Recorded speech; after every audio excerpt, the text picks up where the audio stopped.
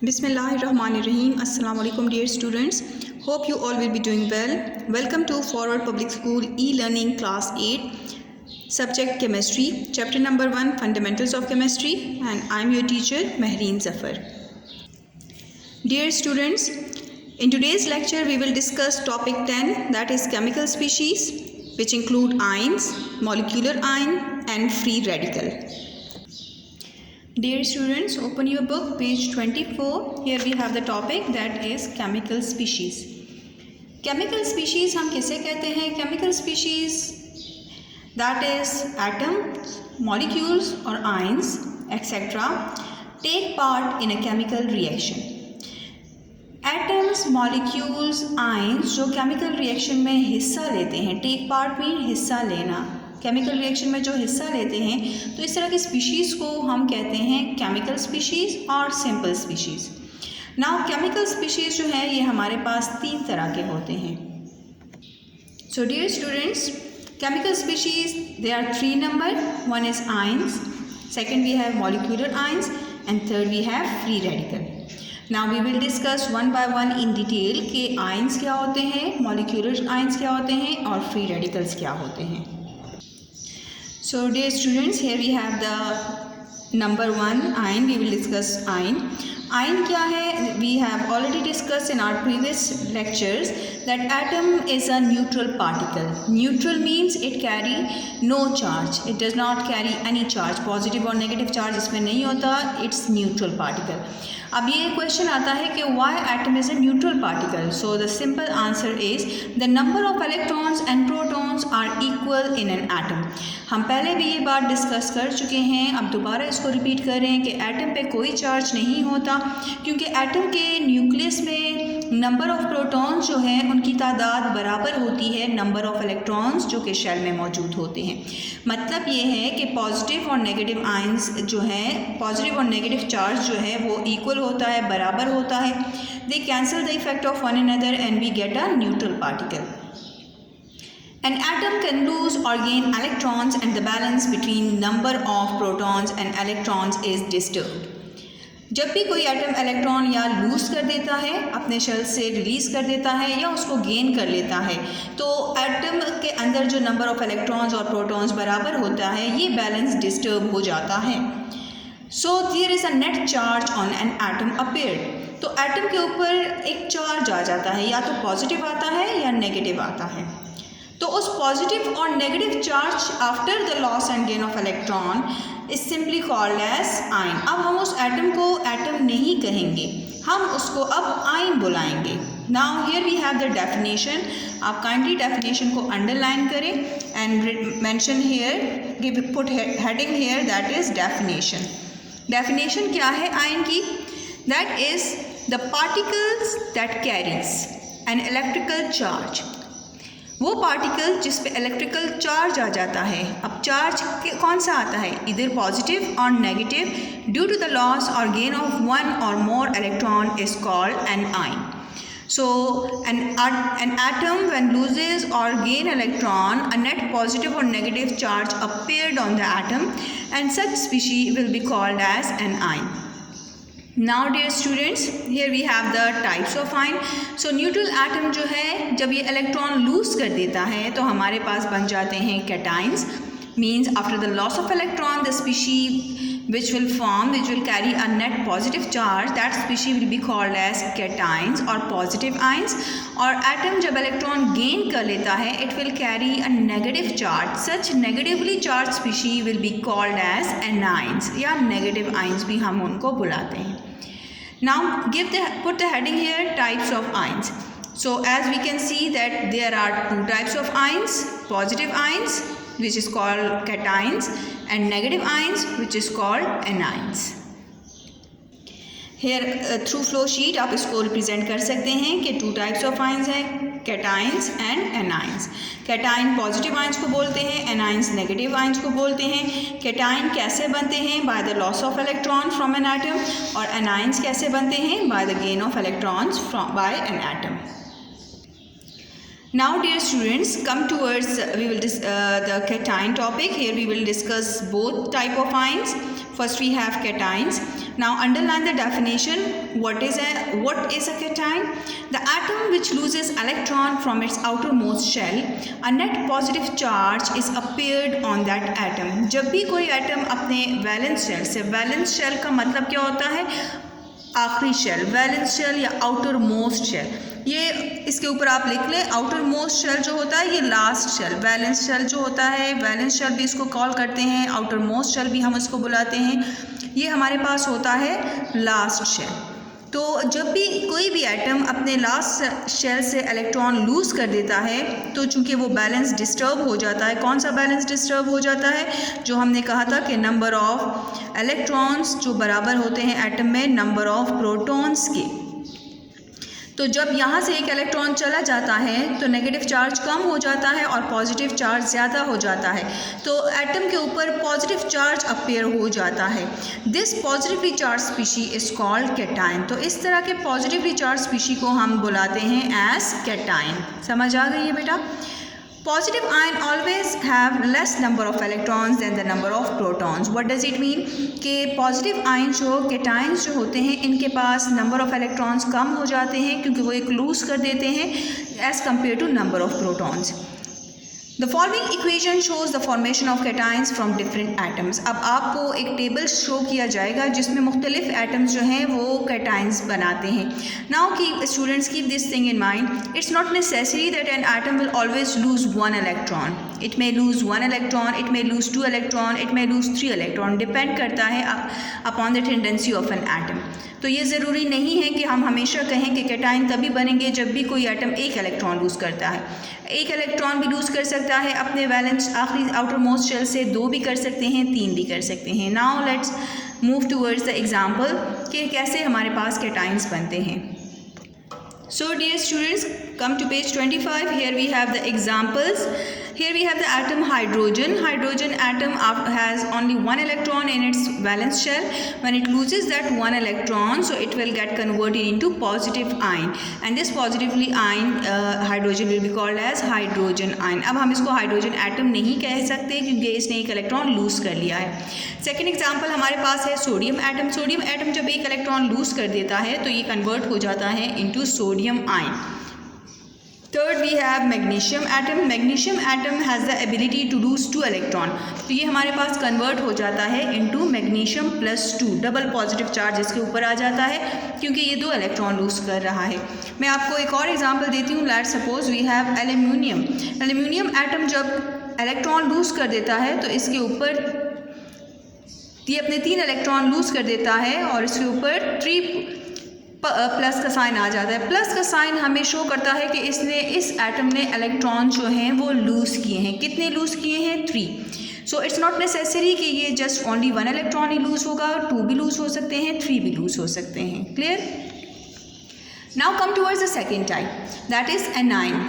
A9 क्या होते हैं? The atom which gains electron, a net negative charge is appeared on the atom. This negatively charged species is called as anion.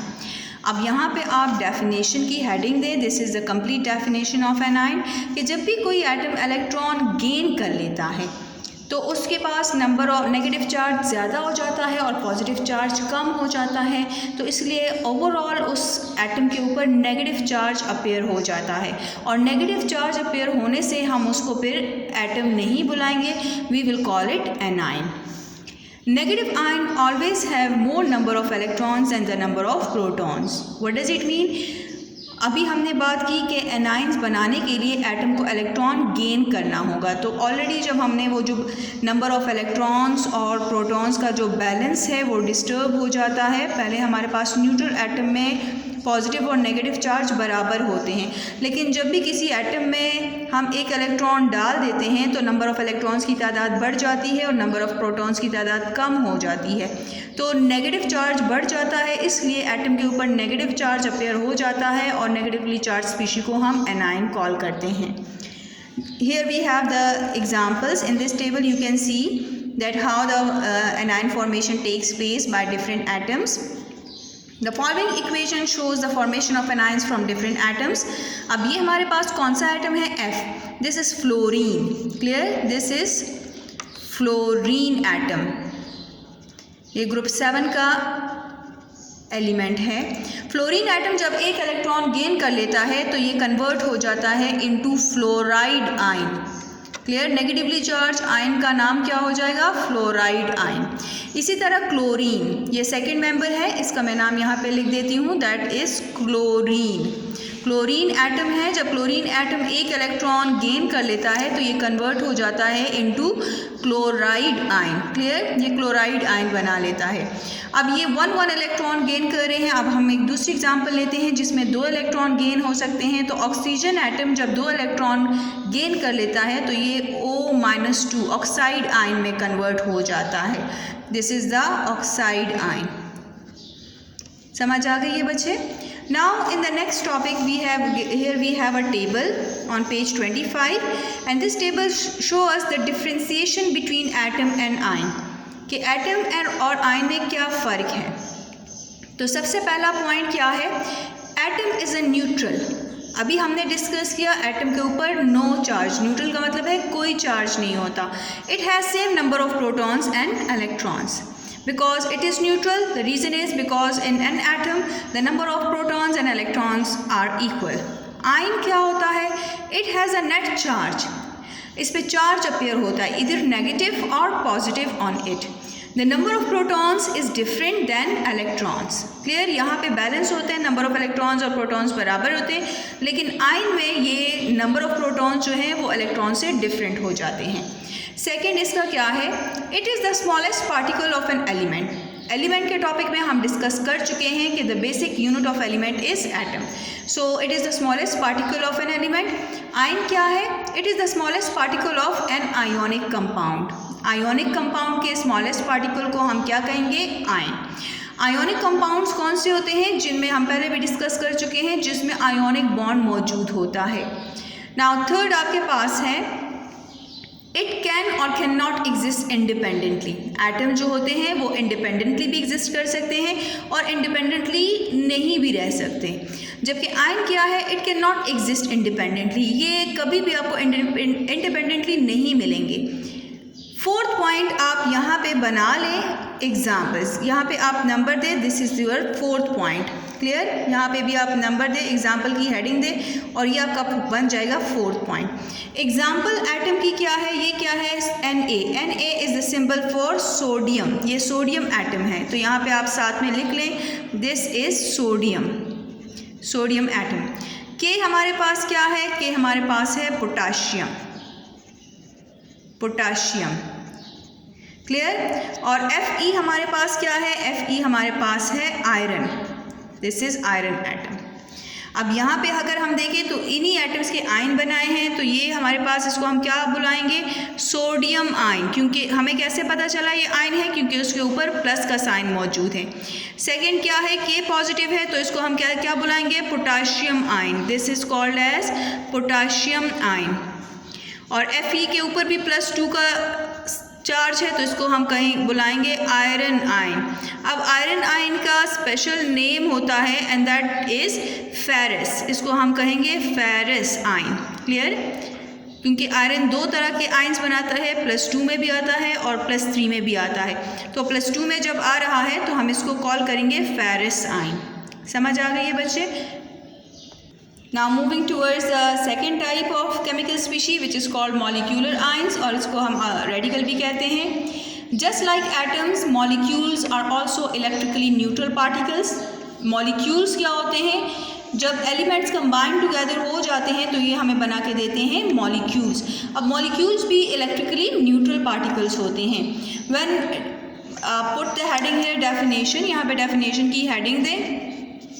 When a molecule loses or gains one or more electron, it forms a molecular ion. Molecular ions are also called radical. Underline करें आप इसको। अब molecular ions की भी types हैं, 2 तरह की types हमारे पास हैं। जिस तरह एटम आयन की हमारे पास पॉजिटिव आयन्स होते हैं, नेगेटिव आयन होते हैं, इसी तरह molecular आयन की भी 2 टाइप्स हैं। अब हम उसको फ्लोशीट के थ्रू समझते हैं। तो बेटा molecular आयन के 2 टाइप्स हैं, one is called cationic molecular ion और दूसरे को हम नाम देते हैं anionic molecular ion.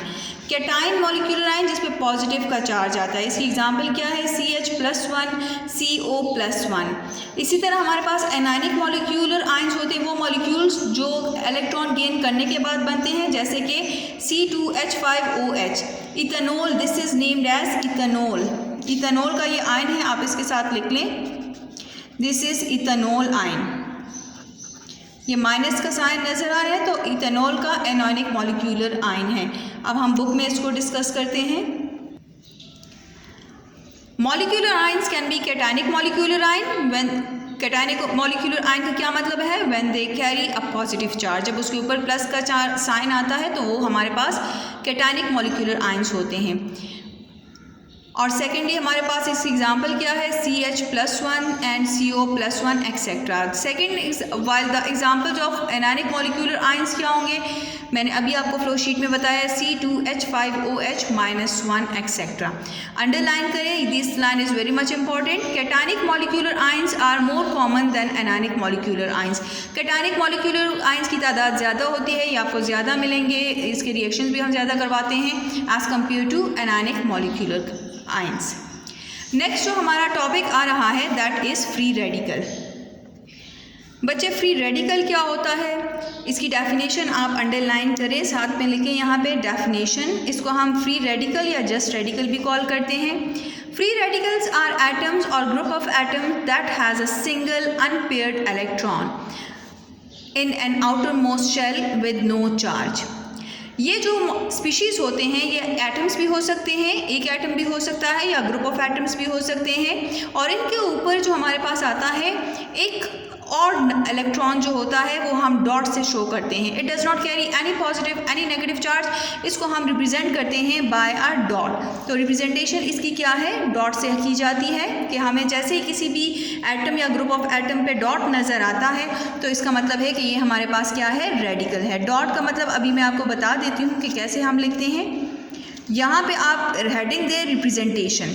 So free radicals are represented by putting a dot over the species. जैसे कि आपको नज़र आ रहा है बुक में, एच के ऊपर आपको डॉट नज़र आ रहा है, तो ये ना तो आयन है ना एटम है बल्कि ये रेडिकल है। इसी तरह Cl के ऊपर भी आपको छोटा सा डॉट नज़र आ रहा है, तो ये डॉट हमें शो कर रहा है कि ये ना तो एटम है ना आयन है, ये बल्कि रेडिकल है। इसी तरह CH3 डॉट, ये आपके पास क्या है, ग्रुप ऑफ एटम्स है and they carry a dot which means that this is a radical. अब फ्री रेडिकल्स बनते कैसे हैं, तो आप हेडिंग यहाँ पे दें, फॉर्मेशन ऑफ द रेडिकल्स। यहाँ पे आपकी हेडिंग जाएगी फॉर्मेशन ऑफ रेडिकल्स। तो रेडिकल्स कैसे बनते हैं, free radicals are form by the homolytic fission. Homo mean same, equal, lytic mean break down, equal breakage of the bond between two atoms. जब दो एटम्स के बीच एटम्स जब आपस में मिलते हैं तो मॉलिक्यूल बनाते हैं, और इनके आपस में कनेक्शन जो आपस में कनेक्ट होते हैं तो वो कनेक्शन को हम कहते हैं बॉन्ड, जो कि आप चैप्टर नंबर 5 में 4-5 में डिटेल में पढ़ेंगे। For example the chlorine molecule first form chlorine free radical. अब हम आपको प्रॉपरली समझाते हैं कि कैसे ये हमारे पास स्टेप बाय स्टेप आपके पास ये चेन रिएक्शन शुरू होता है। डियर स्टूडेंट, सबसे पहले हम एक मॉलिक्यूल लेते हैं Cl2, जिसको हम इस तरह भी लिख सकते हैं, मीन्स कि अगर मैं आपको बॉन्ड शो करूं तो ये बॉन्ड हम होमोलिटिक इसकी फिशन ब्रेक डाउन करते हैं और ये ब्रेकअप हो जाता है into 2 chlorine radical. Clear, dot shows the radical. अब ये जो क्लोरीन रेडिकल होते हैं they are very much reactive, they immediately attacked on stable molecules. This is the initiation step, कि आपने इनिशिएट कर दिया है केमिकल रिएक्शन को। So dear students, first step हमने कर लिया है, that is called as the initiation step. हमने इनिशिएट कर लिया, इनिशिएट का मतलब है to start a chemical reaction. Second step जो आपके पास आता है that is the propagation step. Propagate आप कैसे करते हैं, चेन रिएक्शन शुरू हो जाता है। अब ये जो रेडिकल्स बने हैं, ये रेडिकल्स जो होते हैं ये बहुत ज़्यादा रिएक्टिव होते हैं, ये स्टेबल मॉलिक्यूल पे अटैक करते हैं। यहाँ पे हम एक स्टेबल मॉलिक्यूल ले रहे हैं जिसका नाम है methane, that is methane hydrocarbon है। इस मीथेन पे ये क्या करेगा, अटैक करता है वन ऑफ द रेडिकल, क्योंकि यहाँ पे दो रेडिकल्स बने हैं ना, तो one of the radical will attack on this stable molecule, और यहाँ पे जो है एक चेन रिएक्शन शुरू हो जाता है। यहाँ से एक हाइड्रोजन को रिमूव कर लेता है and we get a CH3 radical.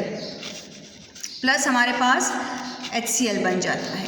Again यहाँ पे रेडिकल बना है, ये भी रेडिकल है, ये भी रिएक्टिव होता है, तो ये रेडिकल जो होता है ये दोबारा अटैक कर देता है ऑन अ स्टेबल मॉलिक्यूल। यहाँ पे मैं ले रही हूँ क्लोरीन मॉलिक्यूल, और यहाँ से एक क्लोरीन को अपने साथ अटैच कर लेता है and it get converted into CH3Cl plus एक और रेडिकल बन जाता है, इसको हम कहते हैं chloromethane. The compound is named as chloromethane. अब ये जो रेडिकल बना है ये दोबारा ये चेन रिएक्शन शुरू हो जाता है अनटिल एंड अनलेस हम इसको टर्मिनेट ना करें। नाउ डियर स्टूडेंट्स, नेक्स्ट जो स्टेप हम परफॉर्म करेंगे that is the termination steps. Termination का मतलब है टू स्टॉप। अब अगर आप देखें तो यहाँ पे भी एक हमारे पास रेडिकल बना है और एक रेडिकल यहाँ पे बना है, तो इसको स्टॉप करने का तरीका क्या है कि आप दो रेडिकल्स जो हैं उनको आप आपस में रिएक्ट करवाएं। रिएक्शन से क्या होगा, ये दोनों स्टेबल मॉलिक्यूल में कन्वर्ट हो जाएंगे और हमारे पास मॉलिक्यूल बन जाएगा अगेन क्लोरोमीथेन। क्लियर बेटा, chloromethane. So this is a chain reaction. तो जब हम रेडिकल्स की बात करते हैं which are very much reactive, तो it consist of 3 step. First is initiation step, second is propagation step and third is the termination step. Now we will give a read to the topic in your book. तो same यहीं पे सारी story बयान की गई है। हम for example से दोबारा शुरू कर देते हैं। For example the chlorine molecule first form chlorine free radical, वो मैंने आपको बता दिया है। Cl2 जो है वो क्लोरीन रेडिकल में कन्वर्ट हो जाता है। कैसे हमें पता चलता है, क्योंकि Cl के ऊपर डॉट नज़र आ रहा है। नाउ यहाँ से आपका प्रोपोगेशन का स्टेप शुरू हो जाता है। The chlorine free radical reacts with CH4 to form methyl radical, this is called as methyl free radical. क्योंकि ये मीथेन से बना है ना, तो this is called as methyl free radical और plus HCl। A free radical is reactive species which does not exist independently। मैंने अभी आपको कहा ये फ्री रेडिकल रिएक्टिव होते हैं, ये इमीडिएटली स्टेबल मॉलिक्यूल्स पे अटैक करते हैं। This free radical is very reactive and react with chlorine, another chlorine molecule to form chloromethane and chlorine radical again। This is methyl radical plus chlorine molecule, इसके साथ attack करेगा, chloromethane बनाएगा, again radical बनता है।